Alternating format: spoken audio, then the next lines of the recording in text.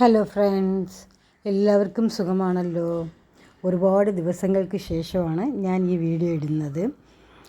ഇത് ചൊരയ്ക്കയാണ്. ഇത് വളരെ ഗുണമേന്മയുള്ള ഒരു വെജിറ്റബിളാണ്.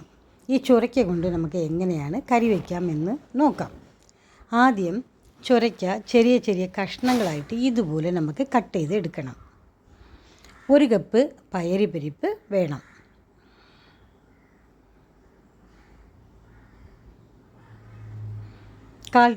കാൽ കപ്പ് തേങ്ങ, 1/4 ടീസ്പൂൺ ജീരകം, ശകലം വെളുത്തുള്ളി, ഒരു ചെറിയ കഷ്ണം ഇഞ്ചി, ആവശ്യത്തിനുള്ള ഉപ്പ്, 1/4 ടീസ്പൂൺ മഞ്ഞൾപ്പൊടി, 1/4 ടീസ്പൂൺ മുളക് പൊടി, കടുക് വറുക്കാൻ ശകലം ഉള്ളി വേണം.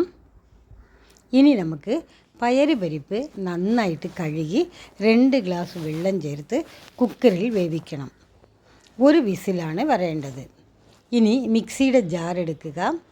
തേങ്ങ, വെളുത്തുള്ളി, ജീരകം, ഇഞ്ചി എന്നിവ ചേർത്ത് നന്നായിട്ട് അരച്ചെടുക്കണം. പയറുപരിപ്പ് വെന്ത് ഇതിലേക്ക് നമുക്ക് കട്ട് ചെയ്ത് വെച്ചിരിക്കുന്ന ചൊരയ്ക്ക ചേർക്കണം. 1/4 ടീസ്പൂൺ മഞ്ഞൾപ്പൊടി, ആവശ്യത്തിനുള്ള ഉപ്പ്, 1/2 ഗ്ലാസ് വെള്ളവും ചേർത്ത് 1/4 ടീസ്പൂൺ മുളക് പൊടി കൂടെ ചേർത്ത് നമുക്ക് നന്നായിട്ട് അതിനെ വേവിച്ചെടുക്കണം. ചൊരയ്ക്ക വെന്തതിന് ശേഷം നമ്മൾ അരച്ച് വെച്ചിരിക്കുന്ന തേങ്ങയും ജീരകവും വെളുത്തുള്ളിയൊക്കെ ഉണ്ടല്ലോ, അതുകൂടെ ചേർത്ത് നന്നായിട്ട് നമുക്ക് യോജിപ്പിക്കണം. ഇതിൻ്റെ പച്ചമണം പോകുന്നത് വരെ നമുക്കൊന്ന് തിളപ്പിക്കണം. അത് കഴിഞ്ഞ് ചീനച്ചട്ടി അടുപ്പിൽ വയ്ക്കുക. 2 സ്പൂൺ വെളിച്ചെണ്ണ ഒഴിക്കണം. 1/4 ടീസ്പൂൺ കടുകിടണം. കടുക് പൊട്ടിയതിന് ശേഷം നമുക്ക് 1/4 ടീസ്പൂൺ ഉഴുന്ന് പരിപ്പ്, ശകലം കപ്പലണ്ടി, കരിവേപ്പില, അത് കഴിഞ്ഞ് 1 പിടി മുരിങ്ങയില കൂടെ നമുക്ക് കഴുകി വൃത്തിയാക്കി ചേർക്കണം. മുരിങ്ങയില സാധാരണ കുട്ടികൾക്ക് തോരൻ വെച്ച് കൊടുത്താൽ ഇഷ്ടമില്ല.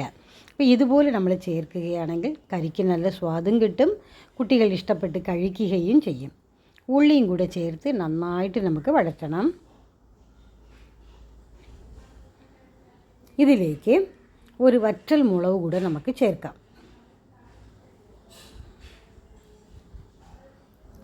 നന്നായിട്ട് മൂത്ത് ഇതിനെ നമുക്ക് ചൊരയ്ക്കയുടെ കറിയിലേക്ക് നമുക്ക് ചേർക്കണം. നന്നായിട്ട് നമുക്ക് ഇതിനെ മിക്സ് ചെയ്യാം, യോജിപ്പിക്കണം. ഇത് വളരെ ടേസ്റ്റിയും ഗുണമേന്മയുമുള്ള ഒരു കറിയാണ്. എല്ലാവരും ഇതുപോലെ ഉണ്ടാക്കി നോക്കണേ. Thanks for watching.